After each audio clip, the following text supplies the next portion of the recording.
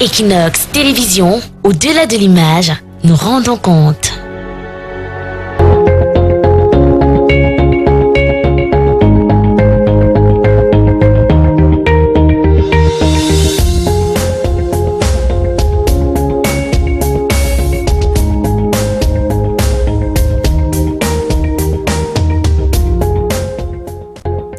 Bonjour chers téléspectateurs, bienvenue à cette première livraison de la semaine de votre émission, la revue des grandes unes sur Equinox Télévision avec nos invités que nous retrouverons donc au bas de la présentation des principales unes parues ce matin. Mais avant de les retrouver donc, revisitons ensemble ces principales unes et on démarre avec la nouvelle expression qui s'intéresse ce matin à la crise anglophone et de cette délégation du Social Democratic Front qui reste bloquée dans sa visite aux réfugiés du côté du Nigeria. L'une des résolutions du comité national exécutif du parti de la balance à Yaoundé ce week-end est le maintien de la visite aux réfugiés camerounais au Nigeria que le chairman du dit parti a initié depuis plusieurs mois mais qui connaît de suspects blocages administratifs au Cameroun, nous dit le journal qui nous rappelle que au sortir du NEC qui s'est tenu donc ce week-end à Yaoundé, le chairman du SDF, John Frondi, a décidé de ne pas regagner sa base de Bamenda, mais de rester à Yaoundé. Question de se rendre ce matin du côté du Haut Commissariat du Nigeria au Cameroun pour s'enquérir des raisons du blocage observé donc dans la délivrance de la paperasse nécessaire pour cette descente au chevet des réfugiés camerounais du côté du Nigeria et dans la rang du Social Democratic Front.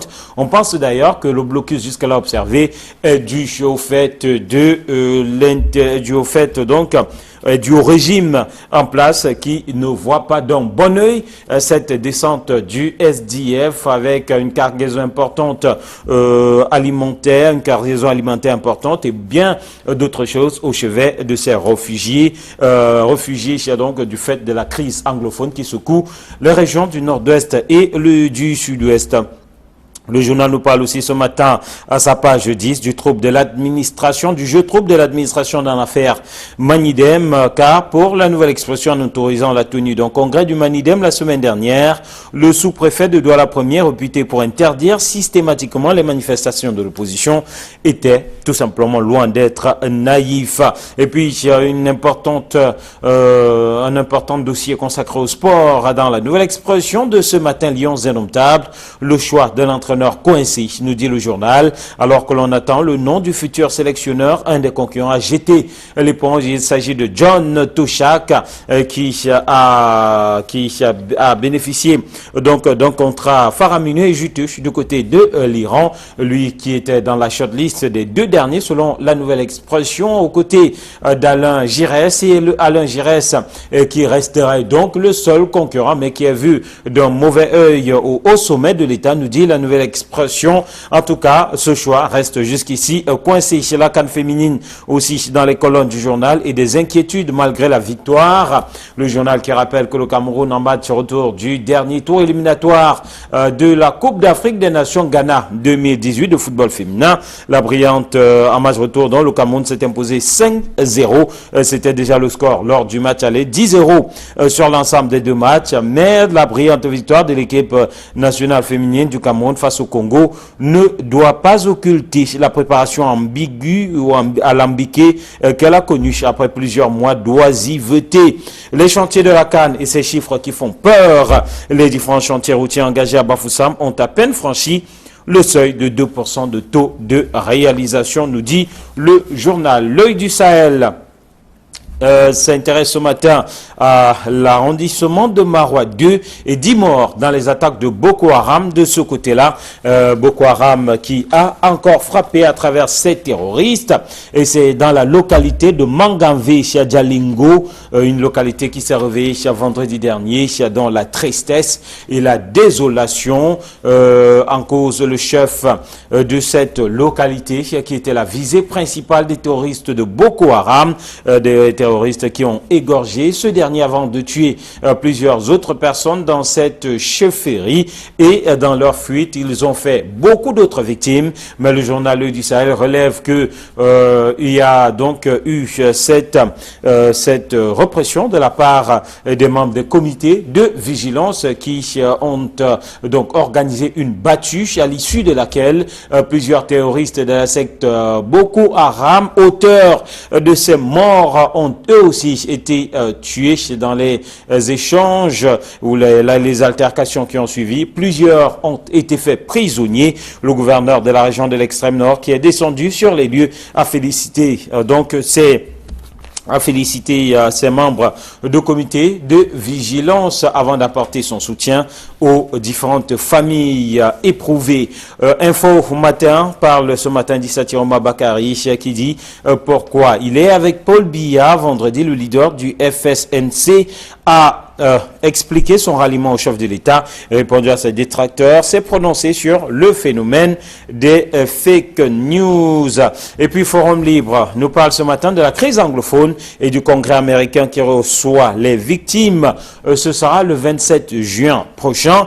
Paul Biya et ses collaborateurs qui sont placés au banc des accusés. Le gouvernement du Cameroun qui est tout simplement sous pression, nous dit le journal Forum Libre, qui ajoute que l'annonce est de la commission Tom Lantos, spécialiste ou spécialisé sur les questions de droits de l'homme et des libertés à la Chambre basse du Parlement du Congrès américain, qui devrait se tenir le 7 juin dernier, avec à l'ordre du jour le débat sur la crise anglophone et les massacres qui sont perpétrés dans les régions du nord-ouest et du sud-ouest, des débats qui ont tout simplement été renvoyés au 27 juin 2018.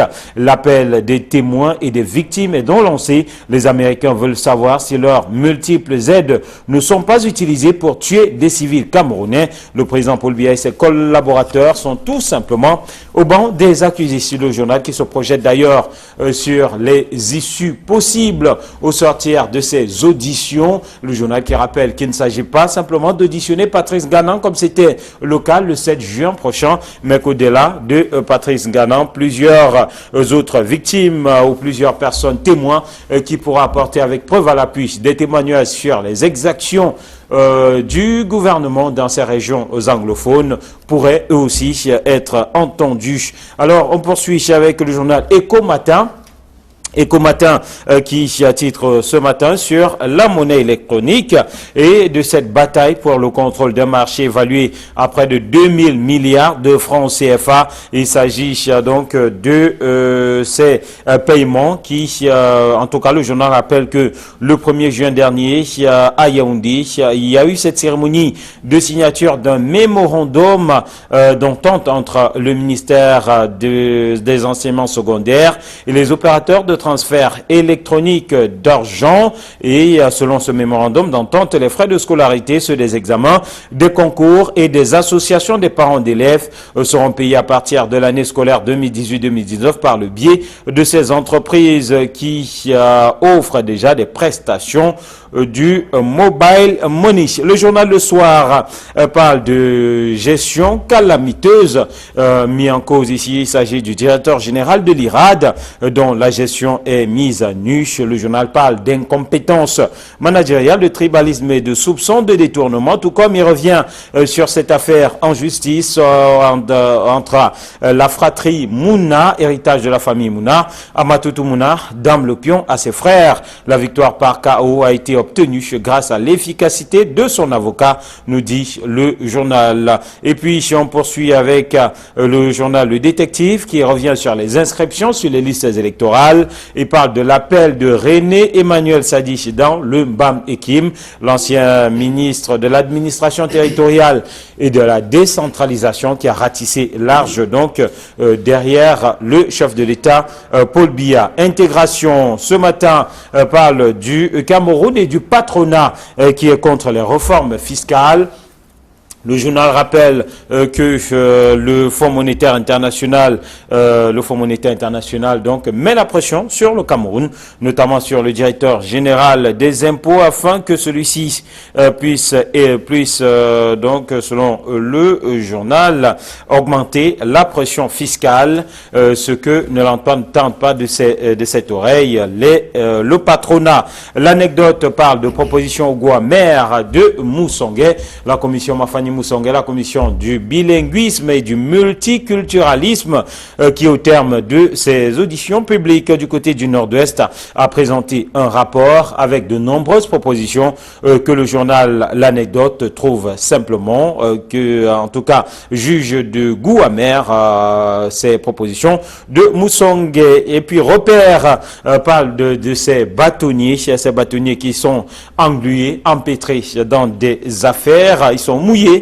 C'est un carnet de justice que nous proposons ce journal à travers un dossier sur ces bâtonniers mouillés dans des affaires. Ce matin, Émergence parle de la crise anglophone. Émergence qui nous fait savoir que le RDPC n'exclut pas n'exclut plus un dialogue sur le fédéralisme. Émergence qui ajoute que sur les antennes des RFI, Jacques Famdongo, secrétaire à la communication du parti au pouvoir, confirmé cette possibilité pour le journal. Il s'agit d'un changement de discours qui contraste avec la position d'antan. Anglophone crisis once again in Emergence this morning, le quotidien. Traditional rulers more and more becoming a target for the Ambazonian. That's what you can read at page 2 of Emergence, le quotidien this morning. Le quotidien de l'économie nous parle de ce septennat de Paul Biya qui passe au scanner de la Banque mondiale. Grande réalisation, coût des travaux, gestion de la masse salariale, etc. au menu de la revue des dépenses publiques de l'institution de Bretton Woods sur le Cameroun de mai 2018. Et puis pour sortir, on retrouve le journal Mutation qui nous parle du gouvernement Yang 4. 100 jours après, les différents ministres sont passés au scanner. Les bons et les mauvais points de l'équipe formée par le chef de l'État le 2 mars 2018 à lire aux pages 7, 8 et 9 de Mutation de ce matin. Voilà qui nous permet donc de sortir de cette visite des grandes unes et de retrouver nos invités sur ce plateau. Bernard Batana, bonjour et bienvenue. Bonjour Eric Martian Djomo. Bonjour Réveil Ndélé. Bonjour à tous les téléspectateurs d'Equinox TV. Aujourd'hui, j'entre dans cette revue des grandes unes par la Société métropolitaine d'investissement de Douala, qui est un grand projet d'urbanisation de la ville de Douala, dans laquelle toutes les populations de Douala sont invitées à souscrire leur part pour que Douala soit plus viable et que Douala soit plus vivable à l'avenir. Il ne faut pas toujours dire que l'État n'a pas fait ci, l'État n'a pas fait ça. On a donné l'occasion, la communauté urbaine de Douala a donné l'occasion à chaque habitant de Douala de participer au développement de la ville. Je crois que c'est important. C'est important, c'est une initiative dont vous parlez en entame. Bonne semaine à vous, bonne semaine Hervé Viardélé, bienvenue. Bonjour Eric Massanjomo, bonjour aux grands frères et bonjour également à tous ceux qui nous regardent à travers les petits écrans chez eux.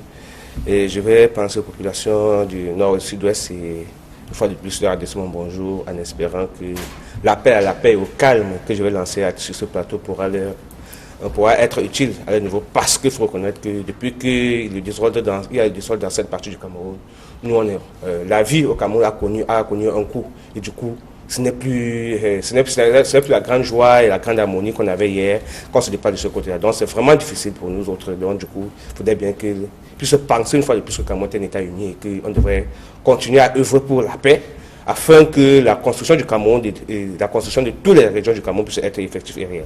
Hervé Viardélé, un apôtre de la paix ce matin. Alors, on démarre avec la crise anglophone qui se retrouve à la une de plusieurs journaux. La nouvelle expression qui nous parle de cette descente bloquée, ou en tout cas qui connaît un blocus administratif de la délégation du Social Democratic Front au chevet des réfugiés camerounais au Nigeria, réfugiés donc du fait de la crise anglophone. anglophone. Forum Libre nous parle du Congrès américain qui reçoit les victimes de cette crise anglophone. Plusieurs autres journaux qui en parlent ce matin, notamment le journal Émergence qui nous dit que le RDPC n'exclut plus un dialogue sur le fédéralisme avec cette sortie de Jacques Famendongo. La crise anglophone encore et toujours. Mais commençons par ce que nous dit la nouvelle expression. Au sortir du NEC, le SDF maintient sa position. Il faut descendre au chevet des réfugiés et pense que le gouvernement est en train de bloquer cette initiative, Bernard. Oui, nous apprenons du NEC qui a eu lieu à Yaoundé. Vous savez. Le NEC, c'est une instance de décision du SDF qui se réunit, je crois, une fois par mois. Alors cette fois, ils se sont réunis et nous apprenons que depuis des semaines, depuis des mois d'ailleurs, une délégation est en préparation pour aller au Nigeria. Et pour le faire, il faut effectivement que le Haut Commissariat pour le Nigeria donne son aval. Il faut que le gouvernement camerounais donne son aval pour ce voyage. Et il semble que c'est à ce niveau que ça bloque. Il y a un député du SDF qui accuse nommément Yaoundé d'avoir bloqué cette initiative pour éviter aux partis politiques de l'opposition qu'est le SDF de savoir exactement ce qui se passe sur le terrain au niveau des réfugiés, quelle est leur vie quotidienne. Moi, je pense que c'est une action citoyenne. C'est une action citoyenne qu'il faut d'ailleurs encourager. Voilà un parti politique qui se soucie des Camerounais, d'une partie d'ailleurs de ses électeurs qui se trouvent hors du pays et qu'il faut savoir comment ils vivent. Et quand on sait que dans un camp de réfugiés, ce n'est pas toujours une vie décente. Et apparemment, le SDF a prévu une cargaison de produits de première nécessité, de denrées alimentaires pour venir au secours de ces Camerounais. Je pense que le SDF a pris là une initiation citoyenne qu'il fallait d'ailleurs accompagner. Si tant il est vrai qu'on dit que ceux qui sont du nord-ouest et du sud sont des Camerounais à part entière, ils ne sont pas des Camerounais qu'on met à côté pour dire que voilà, il ne faut pas y aller. Moi, je pense que c'est une initiative. Il ne faut pas qu'on voit des blocages partout. Bien entendu, c'est une action de charme pour le parti politique qui veut se mettre sur les vitrines en avant devant cette affaire. Mais c'est de bonne guerre. C'est de bonne guerre. Forcément, il y aura des dividendes politiques à récolter sur une telle opération. La nouvelle expression nous fait aussi savoir que le chairman du SDF, lui, se rendra au commissariat du Nigeria au Cameroun à Yaoundé pour s'enquérir de la situation. Lui, qui n'a pas regagné sa base de Bamenda au sortir du NEC qui s'est tenu à Yaoundé, que peut-on attendre d'une telle descente, Hervé Villardiel? Certainement une négociation et surtout c'est une voie normale, une voie d'enquête pour comprendre ce qui ne marche pas, parce qu'en réalité, qu'on a une partie de son peuple qui est affligée et qui a quitté son territoire, qui est réfugié dans notre région, dans notre pays, il faut le reconnaître, ce n'est que quelque chose de normal, ce n'est que normal qu'on aille s'enquérir de la situation, parce qu'il faut quand même rappeler que depuis que cette crise a commencé, et selon les informations qui nous parviennent, on a près de 150 000 réfugiés camerounais du côté du Nigeria. Vous imaginez que le Nigeria est un pays également qui a également de nombreux problèmes avec l'instabilité. On parle de 210 000. Oui, bon, je vous montre les derniers chiffres que nous avons certainement. On aura certainement minimisé ces chiffres. Sauf qu'il faut reconnaître quand même que c'est quand même trop pour le Nigeria, quand on sait que le Nigeria est un pays également qui n'est pas trop stable sur le plan sécuritaire parce qu'elle affronte au jour le jour, elle fait la guerre au jour le jour contre Boko Haram. Et donc du coup, quand on a un front de guerre, il est difficile de pouvoir prendre en charge de manière efficiente et efficace les réfugiés. Donc du coup, je pense que l'appui du SDF ne pouvait être que bénéfique pour le Nigeria qui accueille les citoyens camerounais dans son pays et surtout au niveau de leur prise en charge. Parce qu'il faut reconnaître que la prise en charge n'est pas évidente. Quand vous avez 150 000 ou 200 personnes qu'il faudrait nourrir tous les jours et qui ont besoin d'être en bonne santé, ce n'est pas évident parce que avec le coût de la vie qui va aujourd'hui, c'est vraiment très compliqué. Et on peut également s'interroger sur le fait que la mission du SDF de ce côté-là ne réussissait pas. Il ne faut pas toujours tout voir sur le plan politique, parce qu'en réalité, parler des lauriers politiques, quand on a des Camerounais qui meurent, je pense que ce n'est pas ça le plus important. Ce sont des vies qui sont au-dessus de tout, qu'on tente à sauver, parce que les Camerounais qui vivent de ce côté-là sont partis du Cameroun en fuyant. Quand on part en France, c'est-à-dire qu'on n'a rien emporté avec soi. On est parti, on a voulu sauver sa vie en se retrouvant de ce côté-là. Donc du coup, ils ont besoin d'assistance et de manière urgente. Je pense que l'action du SDF vient dans ce sens-là pour les aider. Et il faut quand même reconnaître que ce n'est pas la première fois. Avant que le SDF ne commence les primaires au sein de ce parti, on avait lancé de manière générale une collecte au sein de chaque section, du moins chaque section, chaque parti, dans chaque région, chaque démembrement du parti avait lancé une collecte afin qu'on puisse constituer une cagnotte assez importante pour aller soutenir les Camerounais, ces Camerounais qui sont affligés, qui ont abandonné leur domicile. Aujourd'hui, que cette opération ne réussisse pas, je ne comprends pas pourquoi. Peut-être que, comme me dit, le parti au pouvoir, ou du moins les administrations du Cameroun, a peur qu'on arrache cette victoire, du moins. Or, aujourd'hui, ça ne veut pas être une victoire, c'est plutôt une opportunité pour permettre qu'on soulage ces Camerounais. Surtout que nous appelons tous au dialogue, nous appelons tous au calme, nous appelons au retour de la paix. Et le retour de la paix ne peut être évident, efficient, efficace que si on commence à tendre la main à ces Camerounais-là. Et le premier moyen de leur tendre la main, c'est de leur donner des produits de première nécessité pour qu'ils c'est étancher leur soif et leur faim. C'est leur donner des médicaments pour qu'ils puissent se soigner et recouvrer la santé afin de demander revenez. Si ça n'est pas fait, je ne suis pas certain que le dialogue dont nous prenons, nous crions tous sur ce plateau peut être un réel dialogue. Alors, puis, le plus important, Martial, c'est leur retour. Ce n'est pas tant la visite, là, mais c'est leur retour. Mais il faut qu'ils reviennent. Ils font quoi là-bas? Il y a de la place au pays. Il faut qu'ils reviennent chez eux.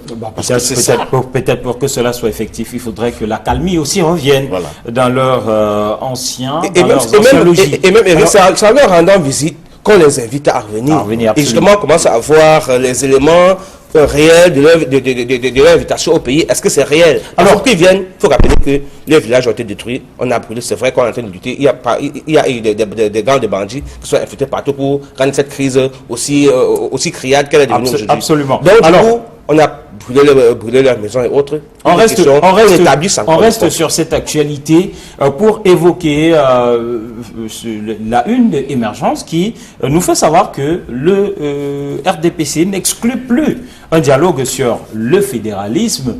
C'est une avancée et cela ressort d'une sortie médiatique du secrétaire à la communication du RDPC, le professeur Jacques Famendongo. On n'exclut plus un dialogue sur la forme de l'État. C'est une avancée. Ah oui, c'est une avancée. Je ne sais pas si c'est une avancée ou une reculade, mais il faut dire que c'est un autre son de cloche qu'on apporte à cette crise anglophone. Il vous souvient qu'au sujet justement de cette crise, la voix la plus autorisée disait que la forme de l'État est non négociable. Et la loi fondamentale qui est la Constitution dit que le Cameroun, c'est un État unitaire décentralisé. Voilà les faits. Voilà ce que la loi dit. Maintenant que le RDPC disent que voilà, il y a possibilité de dialogue pour le fédéralisme. Je disais tout à l'heure que c'est un autre son de cloche. Est-ce que c'est le RDPC qui va instaurer le dialogue, RDPC en tant que parti politique, ou alors le RDPC comme étant le parti au pouvoir qui a un chef qui est en même temps leader le chef de l'État? Le chef de l'État et chef de parti politique. Ouais. Dans ce cas, on attend que le chef de l'État, chef du RDPC et chef de toutes les institutions se prononcent sur le sujet. On ne va pas s'arrêter à la simple déclaration d'un parti politique. Et ça fait finalement quelque peu désordonné en matière de communication gouvernementale sur la question. Voilà, on a le sentiment, et d'où cette expression, son de cloche utilisée par Bernard.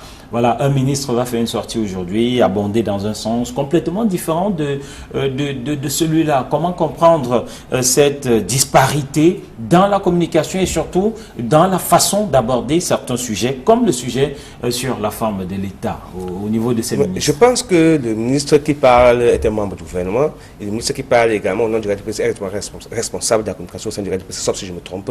Il faut quand même dire qu'il ne avance pas par hasard. Et vous savez que la crise anglophone a été davantage. Ça a pris l'ampleur que cela a pris parce qu'il y a eu des déclarations. Vous vous souvenez que l'actuel Minat, le ministre Pouatangandji déclarait sur les antennes de la SATV au moment de cette crise qu'il n'y avait pas de crise anglophone, que les anglophones n'avaient pas de problème. Il n'y avait pas de problème anglophone.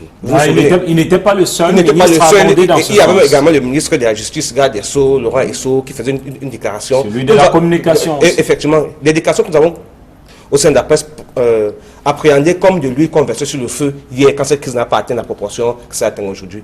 Et quand le ministre lui-même allait organiser un meeting de RDPC en pleine crise à Saint-Bamenda, et ça a entraîné ce que ça a entraîné, bien sûr, ça a entraîné ce que ça a entraîné, vous avez vu là où on en est.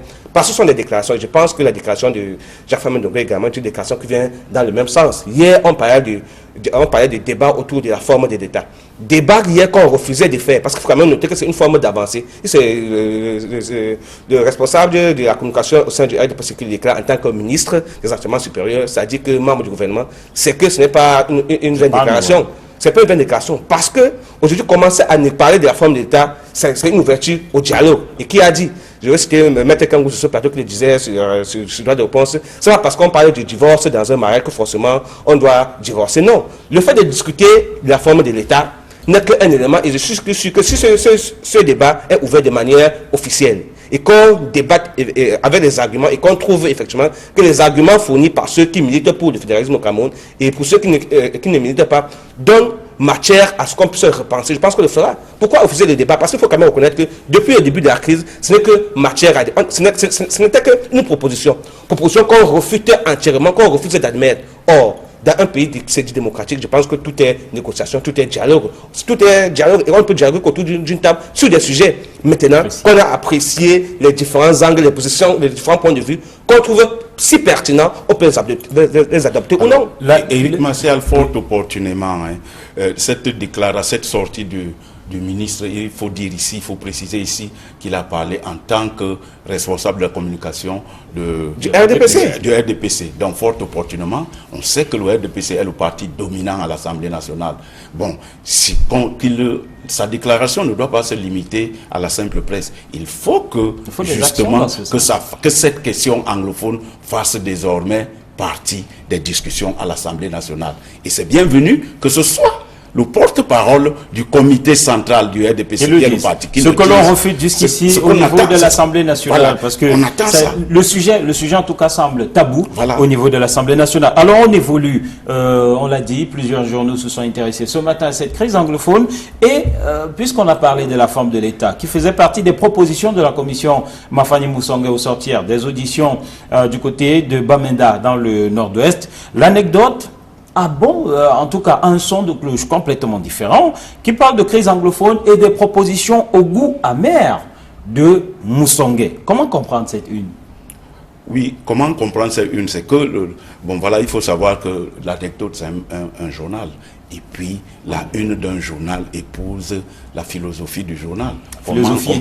La philosophie éditoriale du journal. Comment comprendre cette une? C'est que la Commission pour le bilinguisme a émis un certain nombre de résolutions, un certain nombre de propositions. Ces propositions que les autres appellent le goût amer. En l'occurrence, le fait que les Camerounais de la partie du nord-ouest et du sud-ouest ont dit qu'ils sont fatigués des commissions. Ils veulent le président de la République himself. Ils ont parlé du retour de la dépouille du président Madou Aïdjo, de l'acceptation de la double nationalité, du débat sur la forme de l'État, notamment sur la question du fédéralisme, entre autres. L'anecdote trouve que c'est des propositions au goût amer. Oui, des propositions au goût amer, peut-être parce que ces propositions n'épousent pas le discours officiel par rapport à la question anglophone. C'est pour cela, sans doute, que nos confrères ont habillé ces propositions. De toute façon, en tout cas, c'est une analyse. C'est une analyse. Quelle est à vous, très Vévillard? Oui, il faut dire que proposition au goût amer, c'est une anecdote, parce qu'il faut quand même dire que je ne suis pas certain que quand on créait la commission Mafani Moussongue, juste la commission de bilinguisme et de multiculturalisme, j'y parviens enfin, je ne suis pas certain que ça avait pour mission effectivement d'aller reporter les doléances des uns des autres pour venir résoudre le problème. Non, je pense que la mission était de rendre le Cameroun effectivement bilingue à partir des différentes mesures que cette commission devait prendre. Aujourd'hui, quand ils vont sur le terrain, ils reçoivent les doléances des uns des autres, je suis sûr que les doléances sont amères parce que c'est au-dessus de leur pouvoir. Parce que ce n'est pas la commission Moussongue de chanter, transport, de modifier la forme de l'État. Et du coup, c'est un son de cloche différent de ce que cette commission devrait entendre. Je ne sais pas si quelque part il a été dit qu'elle avait la prétention de modifier la forme de l'État. Non, je ne suis pas certain, parce que pour modifier la forme dans ce d'État, sens qu'on parle de proposition. pour modifier la forme d'État, je suis que c'est au sein de l'Assemblée nationale que ça se décide, c'est avec le Sénat également, au moins du Conseil constitutionnel. Je pense que c'est même, je pense même qu'il devrait vraiment avoir un vote, si je ne me trompe pas. Comme certains qui pensent qu'il s'est agi d'aller récolter les avis des autres, ce que pratiquement aucune institution publique n'avait fait jusque-là. Oui, moi je pense qu'aucune action n'est exclue dans la résolution de la crise anglophone. Ce qu'on appelle la crise anglophone, moi je parle de la crise du nord-ouest et du sud-ouest. Je crois qu'aucune action n'est exclue. Si la commission Moussongue est allée sur le terrain et a pu rencontrer des gens qui ont donné à cœur ouvert, qui ont dit ce qu'ils pensent de cette crise, moi je pense que ce n'est pas à exclure. Moi je ne comprends pas. Ce n'est pas à exclure que ces résolutions qu'ils ont prises soient prises en considération. Ce n'est pas un goût amer, ce n'est pas au-dessus, ce n'est rien, mais c'est la réalité sur le terrain. Vous savez, dans notre métier là, on dit que les faits sont têtus. Oui, mais ils sont venus, ils ont constaté quelque chose. On leur dit voici ça, voici ça, voici ça. Voilà, ils sont venus, ils leur ont redonné ce qu'ils ont entendu. Maintenant, il reste aux instances de décision de prendre les décisions. Alors, messieurs, permettez qu'on évolue. Restons sur cette crise anglophone. Le Congrès américain qui reçoit les victimes le 27 juin prochain. Le journal Forum Libre qui en parle fait savoir que Paul Biya et ses collaborateurs sont tout simplement banc des accusés. Le gouvernement du Cameroun qui est sous pression. Il s'agissait au départ de recevoir Patrice Nganan, une des chambres de ce congrès américain. Patrice Nganan qui devait donc présenter la situation dans les régions du nord-ouest et du sud-ouest. Mais les choses ont quelque peu évolué. Le débat a été renvoyé au 27 juin prochain avec désormais un appel à témoins pour que les uns et les autres qui peuvent témoigner, parler de cette situation, puissent donc le faire devant ce congrès américain. Le gouvernement sous pression pour vous, comme nous le dit Forum Libre ce matin, Hervé Villard. Oui, gouvernement sous pression parce que pour une fois encore, vous vous souvenez que la dernière sortie du ambassadeur américain au Cameroun demandait au chef d'État une fois de plus, n'est-ce pas, de pouvoir mettre sur pied des mesures pour résoudre cette crise et surtout de penser également penser à sa succession. Donc, vous savez bien que cette sortie avait mis comme le feu aux poudres. Il savait, tout le Cameroun, tout le monde en avait commandé cette sortie. Je pense que la sortie, du moins, c'est le congrès qui va recevoir ces socialistes, entre guillemets, ou bien les leaders anglophones également, vous constatez que c'est une continuité dans cette logique américaine qui dit justement qu'il y ait une pacification dans la zone anglophone, parce que jusqu'aujourd'hui, il faut quand même reconnaître que l'État du Cameroun est resté dur. L'État du Cameroun restait dur. C'est vrai qu'on ne voudrait pas diviser le Cameroun en deux. Non, au contraire, on voudrait ramener la paix. Sauf peut-être dans la logique de l'État. Et tout ce qui est pris aujourd'hui comme mesures sont que des mesures qui sont coercitives. Et je pense que l'ouverture au débat organisé aujourd'hui par le Congrès, c'est appeler les uns aux autres au dialogue et entendre les uns les autres sur leurs différentes revendications. Je pense que les revendications formulées formulées par les populations lors de la descente de la commission Moussongue dans cette partie du Cameroun. Donc on est certain que ce sera pas les sons de cœur ne seront pas discordants. Sauf que il faudrait bien que l'État vienne également apporter les oui, puisque le journal nous fait savoir qu'au terme des auditions, un rapport sera adressé, rapport qui sera envoyé au gouvernement camerounais pour une éventuelle réaction au regard des accusations. Mais il faut constater que la pression internationale telle que nous le dit Forum Libre est justement grandissante. Alors, est-ce qu'on ne devrait pas craindre, parce que ça commence à faire beaucoup. On a vu aussi ce rapport qui a été dressé du côté de la Grande-Bretagne sur la situation au Cameroun, historique et situation actuelle sur le terrain. Ça commence à faire beaucoup, cette sortie internationale autour de la question. Oui, à l'évidence, le problème anglophone s'est internationalisé. Bon, il faut peut-être revenir au Congrès américain pour dire que c'est le pouvoir législatif aux États-Unis. Ce n'est pas l'autorité comme au Cameroun, qui est composée du Sénat. Le Sénat qui a 10 membres et la Chambre des représentants. C'est un pouvoir fort. Le Congrès américain a pour rôle de contrôler l'action du gouvernement, de voter les lois et parfois même d'apporter des amendements à la Constitution. Mais en ce qui concerne la politique africaine, on n'en a pas fait cas au niveau du Congrès américain. Tout ce qu'on sait, c'est qu'il y a une cellule africaine au département d'État. Comment est-ce que l'action, la politique africaine peut avoir une influence au niveau du Congrès américain? Comment peut-on arriver à se faire inviter dans les débats au niveau du Congrès américain? Parce que là-bas, c'est plus sérieux qu'on ne pense, parce que c'est un pouvoir. On peut passer peut-être par des lobbying, par des journalistes comme Ghana et autres là. Mais à l'évidence... Ghana enseignant. Ghana enseignant et autres là. Mais à l'évidence, il reste fort à parier que ce que le journal écrit, est-ce que c'est la réalité? Il faudra donc attendre le 27 juin pour en tout cas, les débats déjà étaient préparés pour le 7. Oui, oui. Les débats, bon, il faut et d'ailleurs, il y a eu plusieurs sorties pour contrecarrer, parce que certains estimaient que le Congrès ne peut pas recevoir... Voilà, justement, ça c'est la réserve qu'on peut faire par rapport à la configuration même du Congrès américain.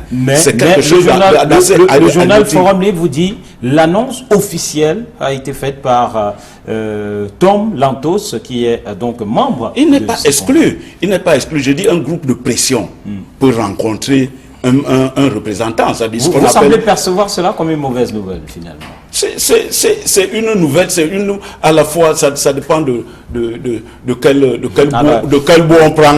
C'est une bonne nouvelle comme une mauvaise nouvelle pour les uns ou les autres. Oui, mais il faut savoir qu'une histoire inscrite dans l'édition du Congrès américain, c'est que c'est sérieux. Voilà. Je voudrais dire, inviter mon grand frère à ne pas être dubitatif. C'est vrai que c'est bien de se poser des questions, mais sauf que quand un journal prend la peine de relayer une telle information, ce n'est pas...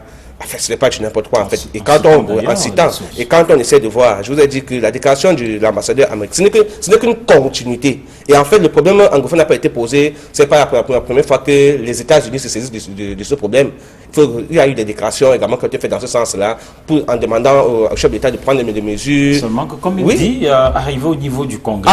Justement, c'est un palier. Je voudrais vous faire voir la gradation qu'il y a au niveau de cette affaire, effectivement. Parce qu'il faut dire que avant que l'ambassadeur américain ne fasse sa sortie, il y a également les États-Unis qui avaient fait une déclaration en disant qu'il faudrait bien que le Cameroun prenne des mesures pour résoudre rapidement ce problème. Il y a également l'ONU, il y a également l'UNICEF, il y a toutes ces organisations qui ont fait des sorties interpellent le Cameroun dans la résolution de ce problème. Or, je parlais tout à l'heure du Parlement britannique. Et quand vous avez déjà 200 000 réfugiés au Nigeria, je pense qu'en tant que gendarme du monde, qu'on le veuille ou nos États-Unis restent les gendarmes du monde à toute puissance, il y a qui doivent s'interroger. Et en plus, ils sont membres influents aux Nations Unies. Et les rapports sont parvenus aux Nations Unies via le porte-parole des représentants de ceux-là qui revendiquent l'association, ou du moins le fédéralisme du côté anglophone. Donc, du coup, ça fait qu'ils sont au parfum de ces informations.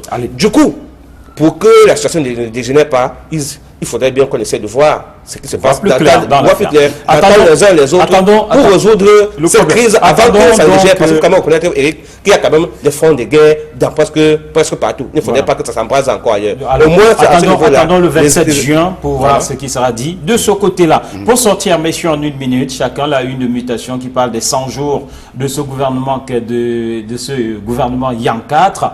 Les bons points, les mauvais points. Quelques ministres sont donc passés au scanner du journal Mutation. Alors, Bernard, ce gouvernement Yang 4, bon point, mauvais point pour vous? C'était un gouvernement de mission.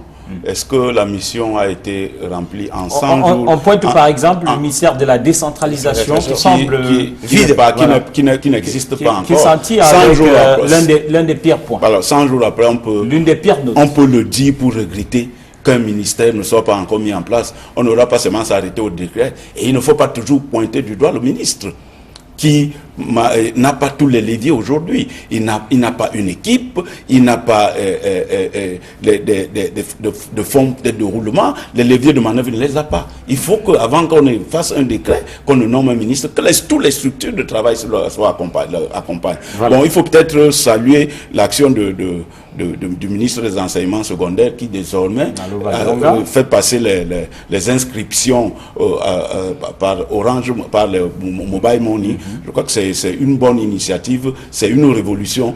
Même si par ailleurs ce serait une concurrence aux banques classiques, c'est une action à apprécier. Alors, il faut aussi apprécier le ministre des Transports qui essaye de bousculer les actions fortes. Alors, Hervé Viard, oui, il faut prendre les mauvais points. Bon, mauvais point, je pense que c'est la décentralisation qu'on a mentionnée. La nouvelle expression a fait suffisamment un dossier là pour montrer que c'est un ministère qui n'existait pas. Oui. Il n'y a pas de démembrement ni dans la région, ni dans les arrondissements, rien dans aucun département. Oui. Donc, du coup, c'est un ministère qui reste encore fictif. Également, il faut reconnaître que, bon, le Minette, quand même, depuis qu'il a été nommé, a quand même fait une tournée pour essayer dans la région anglophone pour essayer de ramener les uns les autres. Bon, ce sont des débuts. On a également parlé je vais revenir sur le ministère d'enseignement secondaire avec les suspensions, les sanctions à l'endroit de certains de ces responsables qui ne respectent pas la discipline. Moi, je pense que jusqu'à présent, voilà ce qu'on peut dire sans sur ces 100 jours du gouvernement Yann 4. Merci Hervé, merci à Bernard, merci à vous qui êtes restés en notre compagnie. Madame, monsieur, nous vous souhaitons de passer une très bonne semaine. Au revoir.